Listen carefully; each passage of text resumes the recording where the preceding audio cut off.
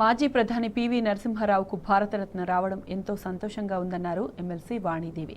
ఎన్నో సంస్కరణలతో దేశాన్ని పివి నరసింహారావు అభివృద్ధి పదంలో నడిపారని గుర్తు చేశారు. పివికి భారతరత్న ప్రకటించిన ప్రధాని మోదీతో పాటు బీఆర్ఎస్ అధినేత కేసీఆర్కు ఆమె కృతజ్ఞతలు తెలిపారు.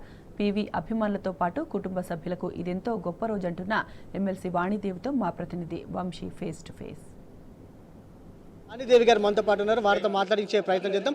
మేడం చెప్పండి, ఎలా అనిపిస్తుంది మీకు? చాలా సంతోషించే రోజు ఇవాళ, చాలా శుభదినం ఇవాళ.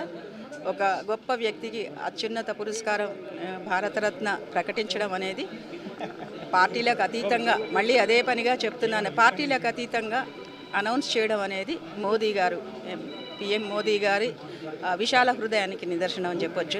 ఎందుకంటే ఆయన పివి గారు ఉన్నది వేరే పార్టీ, ఆ పార్టీలో 60 సంవత్సరాలు సర్వీసెస్ చేసినా కూడా బీజేపీ ప్రభుత్వం ప్రకటించడం అనేది ఒక మంచి అవకాశం పోడగొట్టుకున్నట్టే. ఆ పాత ప్రభుత్వాలు ఒకరిని గౌరవించుకున్నప్పుడు ఏమవుతుంది, మన సంస్కారాలు అవి. భారతదేశంలో మనం సన్మానాలు చూస్తుంటాం, త్యాగరాజ గాన సభలో, రవీంద్ర భారతిలో సన్మానం చేస్తుంటాం. మన టీచర్స్కి, గొప్ప ఉపాధ్యాయులకు సన్మానం చేస్తాం.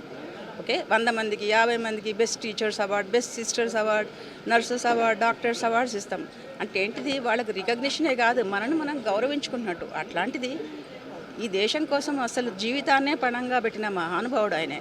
ఆ 5 సంవత్సరాల కాలము భయంకరమైన కాలం.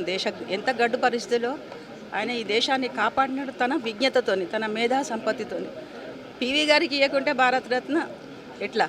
ఆయన ఇచ్చినందుకే ఇప్పుడు భారతరత్న ఒక గొప్ప, ఏమంటారు, దాని విలువ పెరిగిపోయిందని నేను అంట. గతంలో బీఆర్ఎస్ పార్టీ కూడా కేంద్ర ప్రభుత్వాన్ని డిమాండ్ చేయడం జరిగింది, భారతరత్నం ఇవ్వాలని. దీనికి సంబంధించి మీరేమంటారు? అసెంబ్లీలో తీర్మానం చేశారు కేసీఆర్ గారు. మొత్తం అంతా కూడా కేంద్ర ప్రభుత్వానికి రికమెండేషన్ పంపించినారు. కానీ ఏమవుతుంది, కొంచెం లేట్ అవుతుంది, కానీ అయింది కదా, చాలా సంతోషం. ఎందుకు కాలేదు, ఈ 2 ఏళ్ళు ఎందుకు లేట్ అయింది అనకన్నా ప్రతి సంవత్సరం చూస్తాం మనం. ఆయన అభిమానులు కావచ్చు, కుటుంబ సభ్యులు కావచ్చు, ఆయనను అభిమానించే ప్రజలు కావచ్చు, ఈ భారతరత్న పివి గారికి ఎందుకు రాలేదు అని అనౌన్స్ చేయంగానే ఫోన్లు వస్తాయి మాకు. కానీ ఇప్పుడు వచ్చింది కదా, చాలా సంతోషం. అది ఆర్థిక సంస్కరణలు కూడా అనేకం తీసుకుని ఉన్నారు. ప్రజెంట్ భారతదేశానికి అవన్నీ కూడా ఎలా ఉపయోగపడాయి, ఎలా కంటిన్యూస్ అయ్యాయి అంటారు?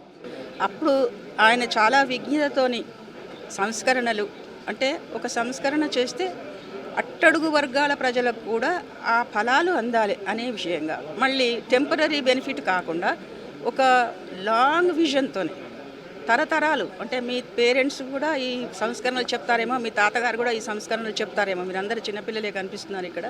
సో అట్లా తరతరాలకు పనికొచ్చేట్టుగా సంస్కరణలు చేశారు. ఆ సంస్కరణల ఫలితాలే మనం ఇప్పుడు అనుభవిస్తున్నాం. మనము మోడర్నైజేషన్ కావచ్చు, ఆర్థిక సంస్కరణలు కావచ్చు, విదేశీయంగా విధానాలు కావచ్చు, అనేక విషయాలు. ఇది మొత్తం మీద ఏదైతే మాజీ ప్రధాని పివి నరసింహారావుకి భారతరత్న రావడం తమకు ఎంతో సంతోషంగా ఉందని కూడా వారు చెప్పడం జరిగింది. వీడియో జర్నలిస్ట్ ఉపేంద్రతో వంశకృష్ణ, టీ న్యూస్, హైదరాబాద్.